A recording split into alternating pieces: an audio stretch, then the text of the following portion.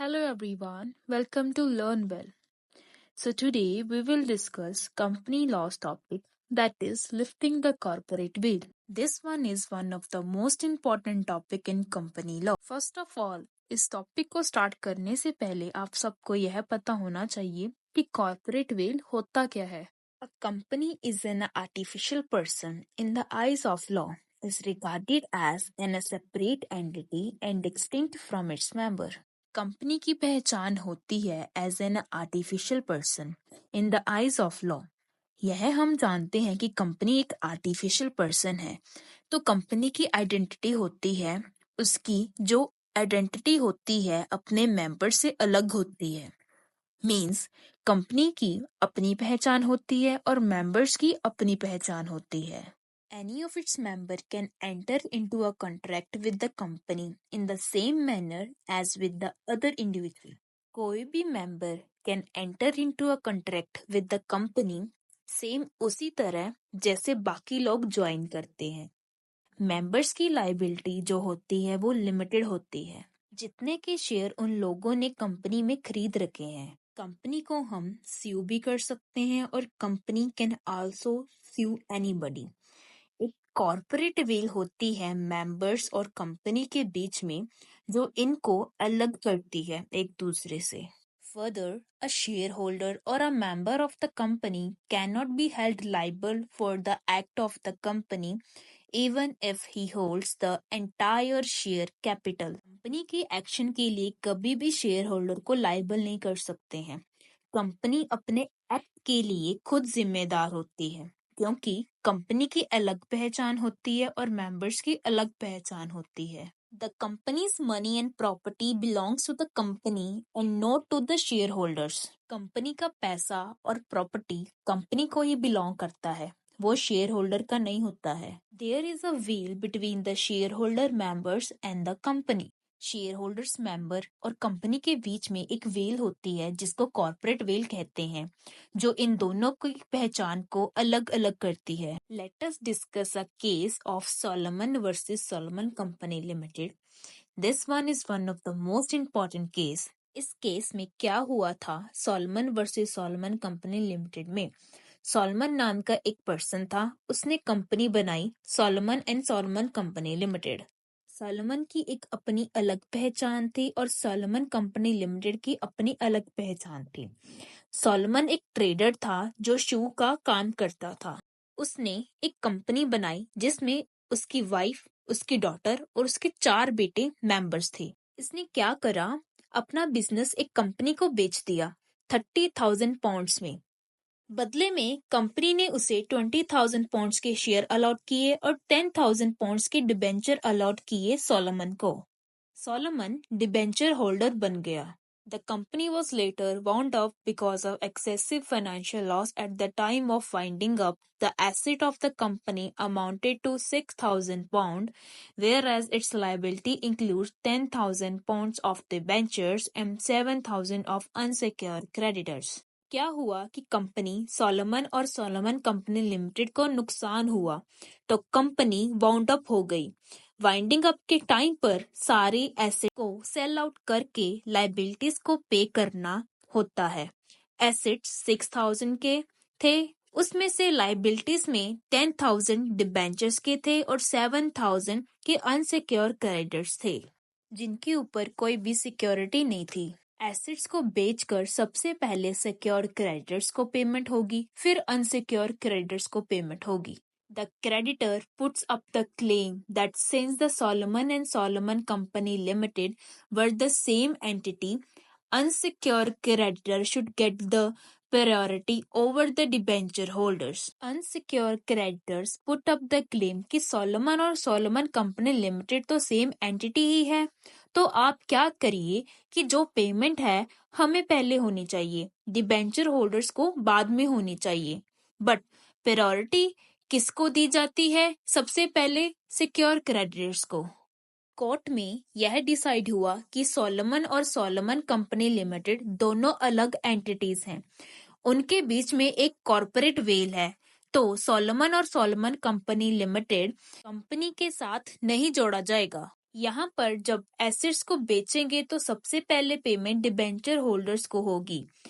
अगर कुछ बचेगा तो अनसिक्योर्ड क्रेडिटर्स को पेमेंट होगी। The verdict testifies to the fact that there is a corporate veil between a company and its member when it is the incorporated, which lawfully gives a separate entity to the company and its member. इस case में यह decide हुआ कि एक corporate veil होती है company और members के बीच में, जो कि कंपनी की अलग पहचान देती है और मेंबर्स की अलग पहचान होती है। यहाँ पर सोलोमन और सोलोमन कंपनी लिमिटेड दोनों अलग अलग एंटिटीज थी।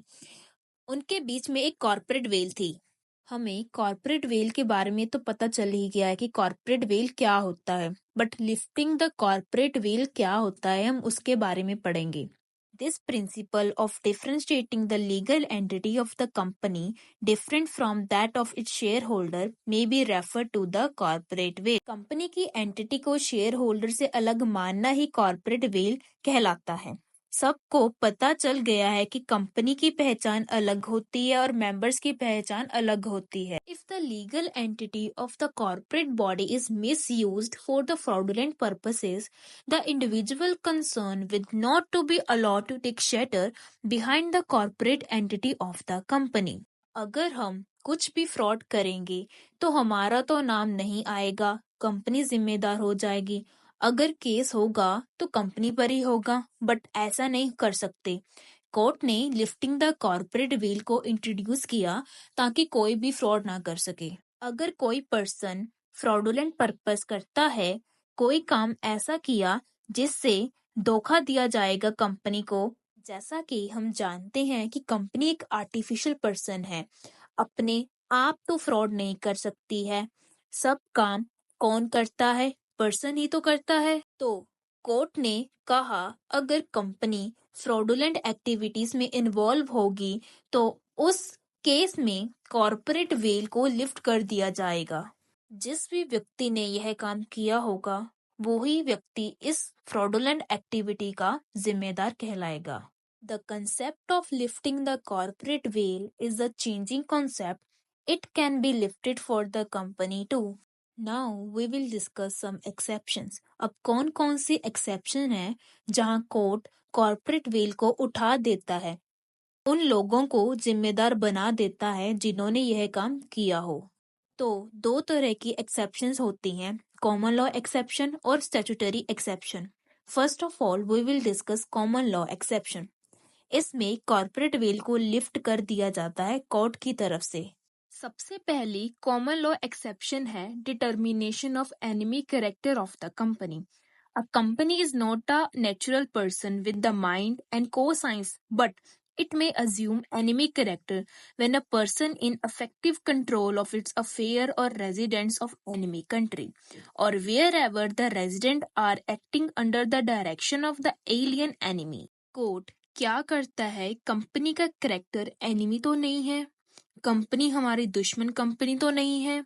इस चीज को देखने के लिए कोर्ट क्या करता है? कॉर्पोरेट वेल को लिफ्ट करके देखता है। कंपनी को चलाने वाले लोग एनिमी कैरेक्टर के तो नहीं है। कोर्ट क्या करता है? कॉर्पोरेट वेल को लिफ्ट करके देखता है ताकि पता कर सके कि दूसरी कंपनी जिसके साथ वो काम कर रहा है कि वो एनिमी कैरेक्टर का तो नहीं है।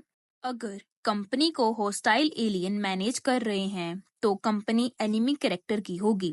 तो उस केस में ट्रिब्यूनल क्या करता है कि कंपनी और उसे एक ही मान लेता है। कोर्ट कहता है कि कंपनी और लोग एक ही हैं और कॉर्पोरेट वेल को उठा देता है और रियल फेस को दिखा देता है। इस टॉपिक में केसेस बहुत ही ज्यादा इम्पोर्टेंट है। केसेस का नाम आपको पता होना चाहिए। अंदर नाम नहीं याद है तो आप कुछ भी नाम लिख सकते हो। केस का नाम है Daimler company limited versus Continental tyre and rubber company limited. C is a company was incorporated in England for selling the motor tires manufactured in Germany by the German company. जो C company थी England में corporate हुई थी, वो motor tyres जो Germany में बनते थे और जर्मन कंपनी बनाती थी। कंपनी इनकॉर्पोरेट इंग्लैंड में हुई बट टायर जर्मन से आते थे। जर्मन कंपनी के पास बल्क में शेयर थे सी कंपनी के, that is Daimler company limited के। उस कंपनी के सारे डायरेक्टर्स जर्मन के थे और जर्मनी में रहते थे। जब फर्स्ट वर्ल्ड वॉर हुई, इंग्लैंड और जर्मनी एक दूसरे के अगेंस्ट लड़ रहे थे। दैट इज वो एनिमी कंट्री होगी। सी कंपनी ने कोर्ट में केस किया कि मेरे ट्रेड डेट्स को रिकवर किया जाए। उस समय कोर्ट ने यह डिसाइड किया कि भले ही कंपनी इंग्लैंड में कॉर्पोरेट हुई है, वो एनिमी कंपनी है, क्योंकि इसको कंट्रोल करने वाले लोग जिसके पास ज्यादा शेयर्स हैं वो जर्मन के लोग हैं। उन्होंने जो केस किया था ट्रेड डेट्स को रिकवर करने के लिए, कि उसको कोर्ट ने सेट असाइड कर दिया कि आपको कोई भी पेमेंट नहीं मिलेगी, क्योंकि हमारी पब्लिक पॉलिसी के अगेंस्ट होगा। अगर कंपनी एनिमी कंपनी है हमारी, तो उस केस में कॉर्पोरेट वेल को लिफ्ट कर दिया जाता है और लोगों को और कंपनी को एक ही माना जाता है, तब सेपरेट लीगल एंटिटी नहीं रहती है। Next common law exception is where a company is a sham. Sham का मतलब होता है दिखा कुछ और रहे हैं और बट एक्चुअल में कुछ और ही होता है। The court will lift the corporate veil where the company is a sham. That is, where the company was incorporated for some illegal purpose. जब कंपनी में दिखाया कुछ और जा रहा है बट एक्चुअल में कुछ और ही होता है, जब कंपनी को किसी इलीगल पर्पस के लिए यूज किया जाता है, बाहर कुछ और लेकिन अंदर कुछ और ही दिखाया जा रहा है, then the company is a sham. अब इसमें भी हम एक केस डिस्कस करेंगे जो है Gilford motor company limited versus Horne. Horne नाम का एक पर्सन था। उसने अपने बॉस के साथ एग्रीमेंट करा कि जब मेरी एम्प्लॉयमेंट खत्म हो जाएगी तो बाद में मैं आपके कस्टमर्स के पास जाकर सॉलिसिट नहीं करूंगा, मतलब आपके कस्टमर्स को छीनने की कोशिश नहीं करूंगा, उनके पास सपोर्ट के लिए नहीं जाऊंगा। कुछ समय बाद हॉर्नी की एम्प्लॉयमेंट का टाइम खत्म हो गया। उसने कंपनी को छोड़ दिया। जैसे ही उसने कंपनी को छोड़ा, उसने साथ ही एक नई कंपनी बनाई। जो पुराने एम्प्लॉयर्स के कस्टमर्स थे उसके पास सर्कुलर भेजने शुरू कर दिए कि अब आप हमें ऑर्डर दो। जो कंपनी का एम्प्लॉयर था उसे पता चल गया कि हॉर्नी ऐसे काम कर रहा है। वो कोर्ट गया और कोर्ट से इंजेक्शन ऑर्डर लेकर आया। इंजेक्शन ऑर्डर होता है ऑफिशियल ऑर्डर जो कोर्ट की तरफ से होता है। यह कहता है कि आप यह नहीं कर सकते हैं। हॉर्नी को रोका जाए इस काम को करने से, कि मेरे कस्टमर्स को छीन रहा है, कि इसने मेरे एग्रीमेंट को तोड़ा है। कोर्ट ने यह डिसाइड किया जो हॉर्नी ने कंपनी बनाई है वो एक शैम थी, मतलब दिखा कुछ और रहा था और कर कुछ और रहा था। उसने सिर्फ इस कंपनी को बनाया ताकि उसके पुराने कस्टमर्स को छीन सके। यहाँ पर जो कंपनी बनाई गई थी वो मेयर क्लॉक और शैम है। यहाँ पर कॉर्पोरेट वेल को लिफ्ट किया गया और हॉर्नी और उसकी कंपनी को एक ही माना गया।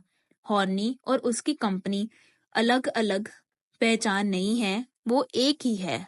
Next common law exception is prevention of fraud and improper conduct. अगर कंपनी कोई ऐसा काम करती है जो कि फ्रॉड और इम्प्रॉपर कंडक्ट है, तो उस केस में कोर्ट जो है सेपरेट लीगल एंटिटी को हटा देती है और कॉर्पोरेट वेल को भी लिफ्ट कर देती है।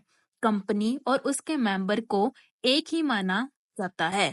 Next common law exception is where a company is acting as an agent of shareholders. जब आपने कंपनी बनाई है जिसका मकसद सिर्फ शेयर होल्डर्स का एजेंट बन के रहना है, जब कोई दूसरी कंपनी कहेगी जो भी कहेगी वो ही करेंगे, तो उस केस में भी कॉर्पोरेट वेल को लिफ्ट कर दिया जाता है।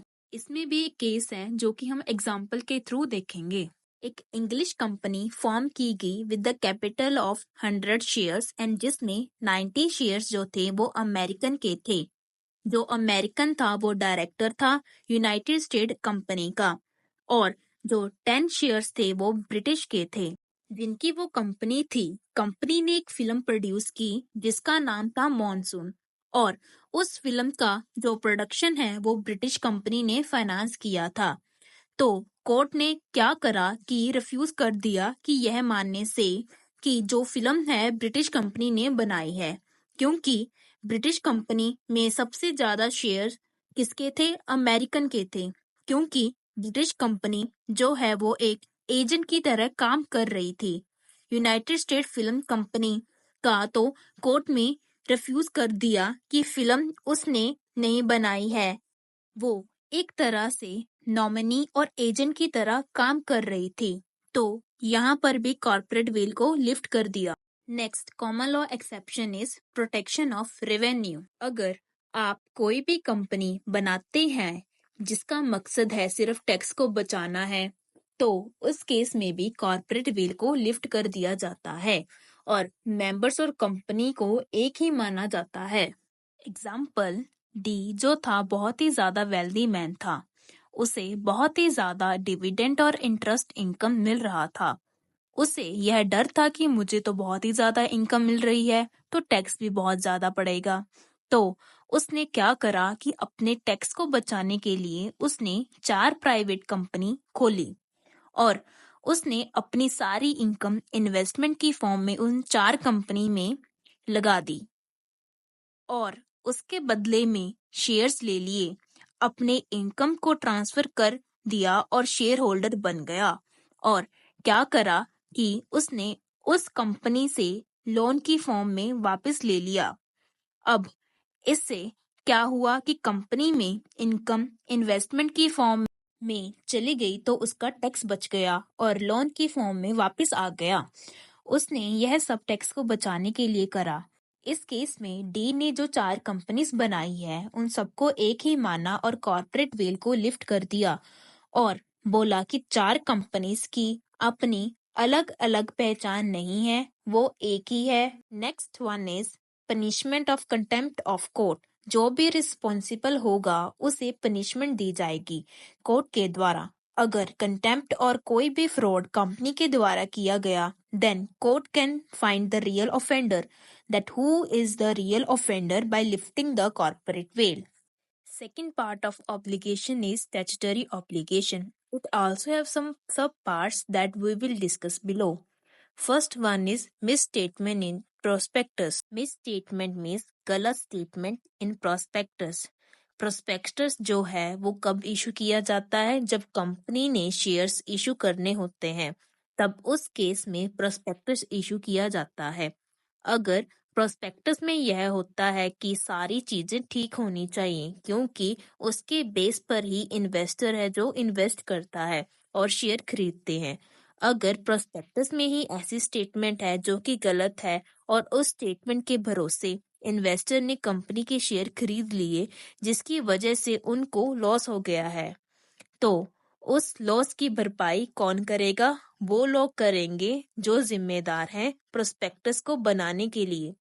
कंपनी की आइडेंटिटी अलग नहीं मानी जाएगी, कॉर्पोरेट वेल को लिफ्ट कर दिया जाएगा और जो जिम्मेदार है उस प्रोस्पेक्टस को बनाने के लिए वो लोग पर्सनली रिस्पॉन्सिबल हो जाएंगे।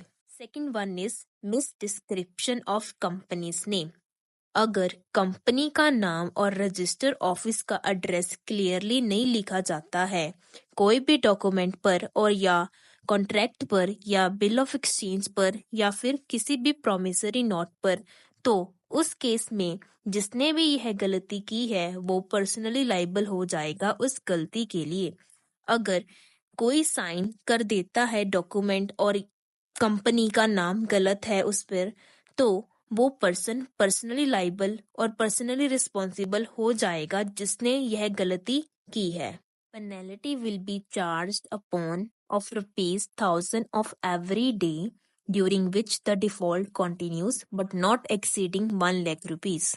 Third statutory obligation is liability for ultra vires act. Ultra wides का मतलब होता है बियॉन्ड वन पावर। कंपनी में एक डॉक्यूमेंट होता है जो बहुत ही ज्यादा इम्पोर्टेंट होता है। मेमोरेंडम में यह सब कुछ लिखा जाता है कि वो क्या कर सकते हैं और क्या नहीं कर सकते हैं। अगर कोई एक्शन किया जाता है जो कि कंपनी के लिए अल्ट्रा वायर्स है, मींस उसकी स्कोप के बाहर है, जो लोग कोई भी ऐसा एक्ट करते हैं जो कि अल्ट्रा वायर्स है, तो वो पर्सनली लाइबल हो जाएंगे। कंपनी उस चीज के लिए जिम्मेदार नहीं होती। Last statutory obligation is liability for fraudulent conduct of business. यह सेक्शन 339 में गिवन है। कंपनी वाइंड अप हुई और वाइंडिंग अप के बाद ही पता चला कि जो भी कंपनी बिजनेस कर रही थी has been carried on with the intention of defraud. Creditors को वाइंडिंग अप के समय पता चलता है कि उसका मकसद था फ्रॉड करना, तो कोर्ट ने यह कहा कि कोर्ट में डिक्लेयर एनी पर्सन जो लोग इस फ्रॉड को करने में जिम्मेदार हैं वो पर्सनली जिम्मेदार हो जाएंगे। कंपनीज के सारे डेट्स और लाइबिलिटी के लिए अगर वाइंडिंग अप के टाइम पर ऐसा कुछ भी पता चलता है, यह इसलिए किया जाता है, नहीं तो कोई भी फ्रॉड करता ही रहेगा। उसे रोकने के लिए यह सब किया गया। In the context of conclusion, principle of differentiating the legal entity of the company from its shareholder may be referred as corporate veil.